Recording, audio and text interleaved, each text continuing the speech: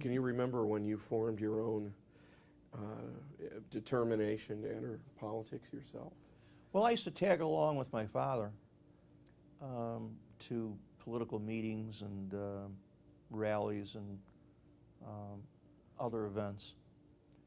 So I would think early on, once the administration at the seminary decided that I should follow a different career path, that the die was cast about that point. But I think in a certain sense, my father lived out his ambitions or hopes through me.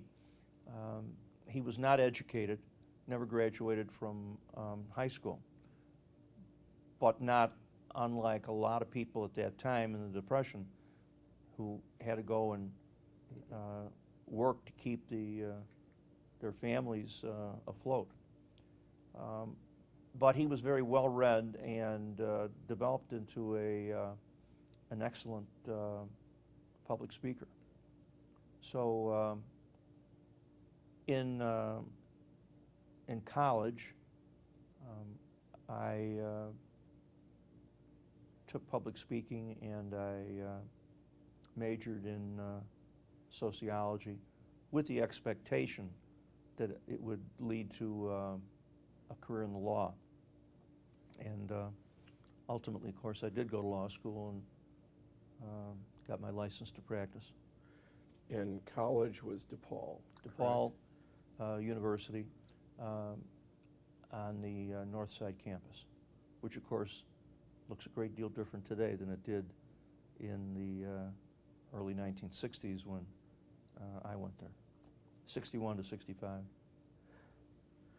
Now, you're talking about living out your father's expectations. Of course, your father died very, very young. He did. He died at 56 in 1968 after a relatively short illness. He became ill in February of 1968, and he died on May 11th of lung cancer.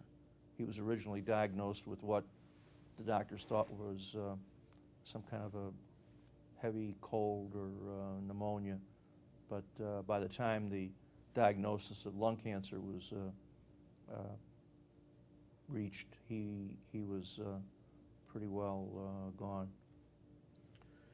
Now, this is jumping ahead of the story, but it struck me that in your legislative record, health issues come up all the time, including cigarettes. Yeah. And I wondered if there was a connection there, do you think? Maybe subconsciously. I never felt that to be the compelling reason that I was an early advocate for smoking bans. I personally can't stand cigarette smoke and never smoked and didn't like to be around people that were smoking. But perhaps seeing him suffer that way in the hospital and going through what he went through with lung cancer, maybe there was something there. Now, your own career really began from the point of your father's death, did it not? Well, your public service career, maybe. When he was ill during those months in March and April, I was pretty much his surrogate, and when he died, that was when some of his close associates from the 14th Ward organization thought that I would be a good replacement. Not because of any great talent that I possessed, but simply because I was Joe Burke's son. And of course, those decisions have to be made immediately. In Chicago politics, you better get on the bus or it's going to leave the station, and You won't get that second chance. And that event, your selection to replace your father, of course, the late Mayor Daley would have had a role. Absolutely. If he didn't want me at that point in the politics of Chicago, it would have happened. But he sent a clear message through Matt Danaher, who was his political right hand at that point, to the precinct captains of the 14th Ward organization that I was to be the candidate. Now, did that require any face-to-face meeting on your part? Yes. I went to his office with Judge Joe Hermes, who was another old 14th Ward stalwart. And in that vacuum, there was a lot of jockeying for position. I mentioned earlier Senator Don O'Brien. In the interim, between 1953, when Clarence Wagner was killed in the automobile accident, and this point, O'Brien had become the Democratic Ward committeeman to succeed O'Brien. My father succeeded Wagner as the alderman. Right. Senator O'Brien succeeded him as the Democratic committeeman. And at that time, being the committeeman was a very important position. And then it was later on that Don O'Brien went on the circuit court bench. And my father became both the committeeman and the alderman. And by 1968, when he died, he was the committeeman and the alderman. So I was first selected as the committeeman in a vote of the precinct captains at the 14th Ward Democratic headquarters, which in those days was located at 4713 South Halsted Street. And then the following March 11th, 1969, I was elected as the alderman.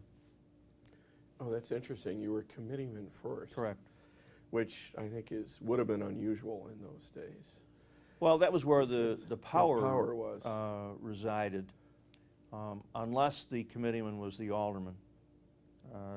And throughout that period of time, there was a trend to consolidate the power by making the alderman the committeeman or the committeeman the alderman. Turning to Mayor Daley, of course, he was the chairman of the Democratic Party, Yes. as well as mayor of Chicago. Right. And that hasn't been something that's happened since then. How important was it that he held both roles?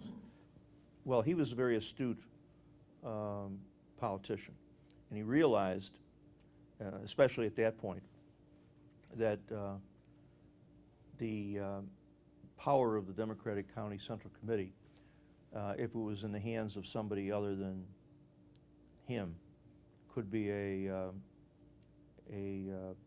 problem as time went on.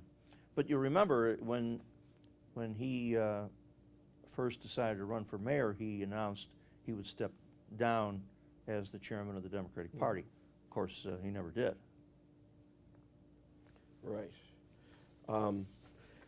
So what would you say was his greatest contribution to the city?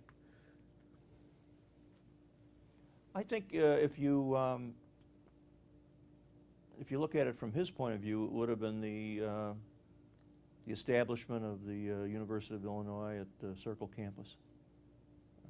I think he was most proud of that, and I think history would document that that was a significant accomplishment, which he undertook at great political risk because he had to clear out a whole neighborhood that was Right. a solid bastion of regular Democratic Party organization political strength. Right, the Italian community, Correct. Harrison Halsted Yes, community. Taylor Street, Right. that area, What would you which say? was referred to many, many years ago as the Bloody 20th. Bloody The 20th. Bloody 20th, right. And I remember Florence Scala, who Florence Scala became a heroine by opposing the effort to clear out the neighborhood and make way for the University of Illinois. would you agree that that was his greatest contribution? I would think that it would have to rank in the top 5 of what he accomplished during his years. You know, interestingly enough, too, there had not been a single high-rise skyscraper building constructed in Chicago from the Great Depression until after he was elected mayor in 1955. So he presided over a modern American urban renaissance. So taking that as a whole, what happened to the downtown area during his tenure would certainly have to be a great accomplishment. Another thing that he did that probably historians don't pay too much attention to is the city residency law, which always was on the books, but loosely enforced, if enforced at all, so that firemen lived in the suburbs, policemen lived in the suburbs. Teachers. Correct. Right. So he started enforcing the city residency law, which made it imperative for those families of city workers, what some historians would describe as middle-class workers, to live in those neighborhoods and go to those neighborhood schools and buy their goods and merchandise in those neighborhoods and attend those churches and whatever. Whereas in New York, you saw what happened.